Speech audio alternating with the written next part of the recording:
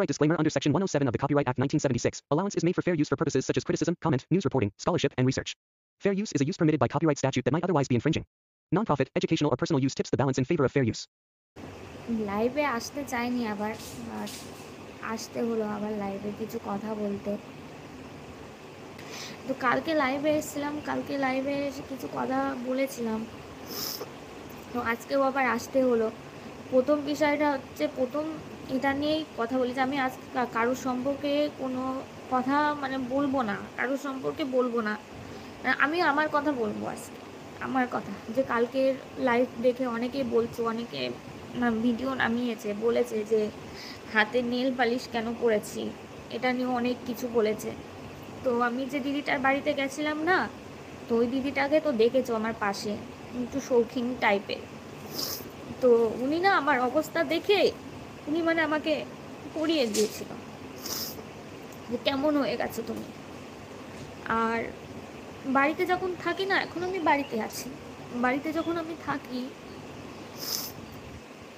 স্নানটাও ঠিক মতো করি না, মাথাটাও আঁচড়াই না। বোন এসে মাঝে মাঝে মাথাটা আঁচড়ে চুলটা বেঁধে দেয়, বলে তোকে কেমন পাগলের মতো লাগছে। খাই না, এমন হয় যে আমি জল খেয়ে থাকি সারাদিন। তো এইগুলো তো কেউ দেখে না, আসলে আমি তো এগুলো দেখাই না, এগুলো আমি দেখাই না কাউকে, ক্যামেরা করি না, এগুলো ক্যামেরার পেছনে। আর যে নেল পালিশটা, সত্যি বলছি, আমি যদি অত ভেবে অত যদি ভাবতাম না, আমি হয়তো লাগাতেই দিতাম না।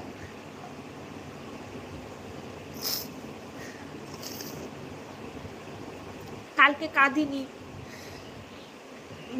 স্ট্রং হয়ে কথা বলেছিলাম। কিছু কিছু দি ভাই বোনেরা ভাইরা এত পাশে দাঁড়িয়েছিল না আমার, বলছে যে শক্ত হও, আমার কাজে ফিরতে হবে, শক্ত হও। আমার মনে হয় শক্ত হওয়াটাই না, আমি তো শক্ত হওয়াটাই ভুল করেছিলাম। আর কত কাঁদবো, কত কাঁদবো। আমার মাথার প্রবলেম আছে, বেশি কাঁদলে মাথায় প্রচুর ব্যথা হয়। কালকে ওই দি ভাইয়ের বাড়িতেও শরীরটা খারাপ ছিল, আমি বলেছিলাম হয়তো, মাথা প্রচুর যন্ত্রণা করছিল, ব্যথা করছিল। ওষুধ খেয়ে তারপরে আমি লাইভটা করতে আসলাম। আর আমি যদি কাঁদতাম না, আমি কাঁদলে তোমাদের সাথে সবটা শেয়ার করতে পারতাম না। আমার প্রথম লাইভটা হয়তো দেখেছো, আমি সব কথা বলতে পারি না, আমি না গুছিয়ে কথা বলতে পারি না। গুছিয়ে কথা বলতে আরিয়ান খুব ভালো পারতো, খুব ভালো পারতো। ওই বেশিরভাগ দেখতে না ব্লগে ওই কথা বলতো, আমি বেশি একটা কথা বলতাম না। তো কালকে অনেকে ভিডিও করেছো, আমার বোনের সম্পর্কেও বলেছো। আমার এই ব্যাপারটা, আমার বোনকে কেন টেনেছো আমি জানি না। আমার বোন নাকি বিয়ে করে সংসার করতে যায়নি, পুতুল খেলতে গেছিল। তো প্রথমে আসি আমার বিষয়টা নিয়ে। আমার তো প্রথমে আমার বিয়ে হয়েছিল 19 বছর বয়সে, বিয়ে হয়েছিল আমার। তো আমি ওই ব্যাপারটাও কখনো বলিনি সোশ্যাল মিডিয়াতে, কারণ আমি ওই যেটা হয়ে গেছে ওটা নিয়ে আমি কারোর মান সম্মান করতে চাইনি।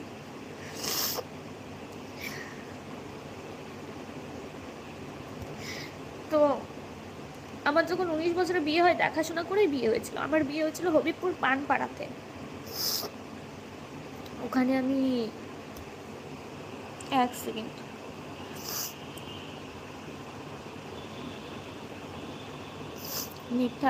রিম্পা বলছে মিথ্যাবাদী চুপ কর, তোর পোল খোলার দরকার। এতদিন সবাইকে জোর গলাতে বলেছিস তোর বর হিন্দু, আমাদের বিয়ের ভিডিওতে দেখো হিন্দু মতে বিয়ে হয়েছে, এত মিথ্যা বলেছিস।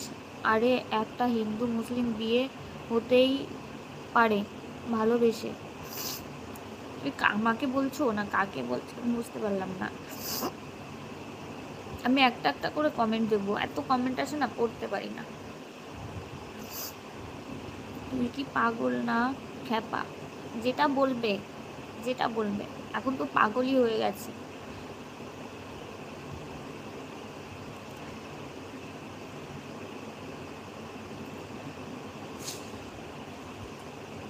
আরিয়ান তোমাকে যেমনভাবে দেখতে ভালোবাসে, তুমি তেমনই থাকবে।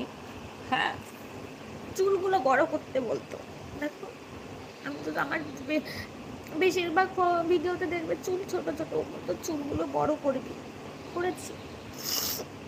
তো আমার যেখানে বিয়ে হয়েছিল ওখানে 8 বছর চেষ্টা করেছিলাম থাকার, মেয়ে হয়ে গেছে, থাকতে হবে, হয়তো শুধরে যাবে, বা শুধরোইনি। প্রচুর মার খেয়েছি ওখানে।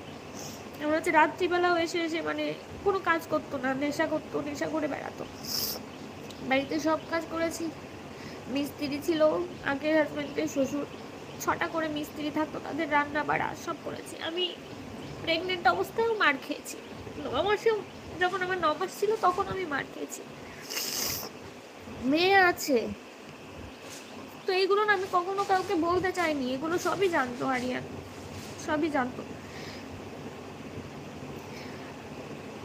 যখন এক পর্যায়ে দেখলাম যে না আমি থাকতে পারছি না, আমার সব খরচা আমার এ বাড়ি থেকে দিত, মা বাবা দিত সব খরচা, ওখান থেকে কোনো খরচা ওরা দিত না। মেয়ের পড়াশোনা, মেয়েকে ইংলিশ মিডিয়ামে ভর্তি করেছিলাম, সবটাই আমার বাবা দিত।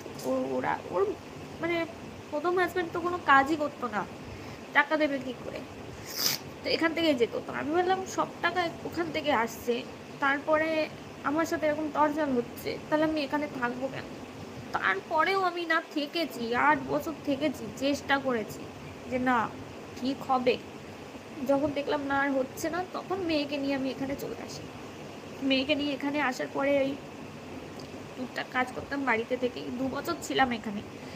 2 বছর পরে আরিয়ানের সাথে পরিচয় হয়, তারপরে আরিয়ানের সাথে বিয়ে হয়। তো ভিডিও করেছে একজন, বলেছে আমার ননদ নাকি কালকে আমার লাইভে এসে আমাকে বলেছে আমি ধান্দা করি।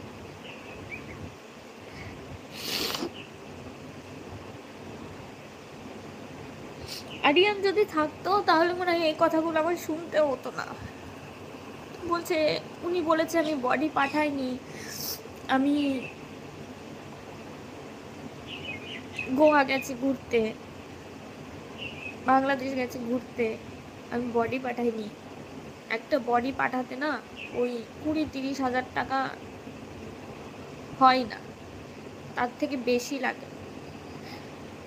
আর এই মুহূর্তে আবার মেয়েকে স্কুলে ভর্তি করতে প্রচুর টাকা লেগেছে, মাসে 8,000 টাকা করে যায়। আমার বাবা একা ঘাটে, তো ভাই দাদা কেউ নেই। আমি সোশ্যাল মিডিয়া থেকে 6 মাস কোনো পেমেন্ট পাইনি। আরিয়ান হায়দ্রাবাদ যাওয়ার পরে 2 মাস 3 মাস পেয়েছিলাম, তারপরে 6 মাস কোনো পেমেন্ট আমি পাইনি এখান থেকে, সোশ্যাল মিডিয়া থেকে, কারণ আমি অ্যাক্টিভ ছিলাম না ভালোভাবে। আর আমার একা ভিডিও করতে ইচ্ছা করতো না, আরিয়ান ছিল না বলে।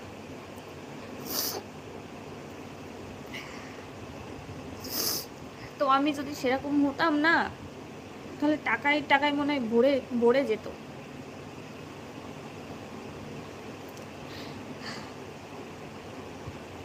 আর একটা ভিডিও আমি করে দেখাচ্ছি।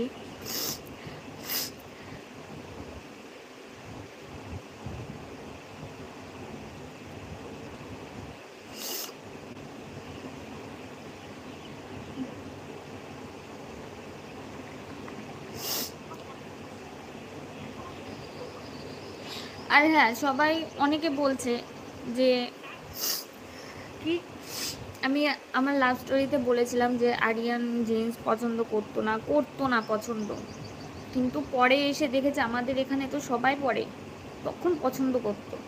দেখবে আমার একটা পিঙ্ক কালারের জিন্স আছে, ওটা কিন্তু আরিয়ানই কিনে দিয়েছিল আমাকে।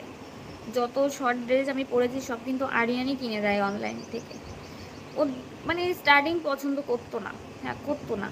আর ও যে বলছো আলিয়ার সাথে আগে কথা বলতাম, আলিয়ার সাথে কেমন কথা বলতাম, আরিয়ানের ফোন থেকে কথা বলতাম, মাঝে মাঝে আমার ফোন থেকে লুকিয়ে কথা বলতাম, কন্টিনিউ না, হয়তো 1 সপ্তাহ 2 সপ্তাহ পরে।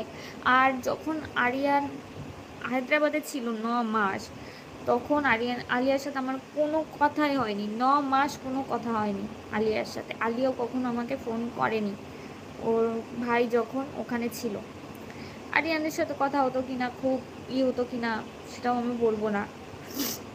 আর এই যে আরিয়ান যখন এখানে আসার পরে আরিয়ানের কিছু কাজ আমার ভালো লাগেনি, যেটা যেমন মানে আমি সংসারের কোনো কিছু একটা করছি সেটা নিয়ে ও নষ্ট করে দিচ্ছে, এরকম এগুলো আমার ভালো লাগতো না বলে ওর বোনকে আমি জানাতাম যে তোমার ভাই এরকম করছে ওরকম করছে, যে জানাতাম যে এরকম করলে তো হয় না, সংসারের জিনিস নিয়ে যদি ও নষ্ট করে তাহলে তো হয় না, ব্যাস এইভাবে কন্টিনিউ এইভাবে ওর সাথে আমার কথা হতো না।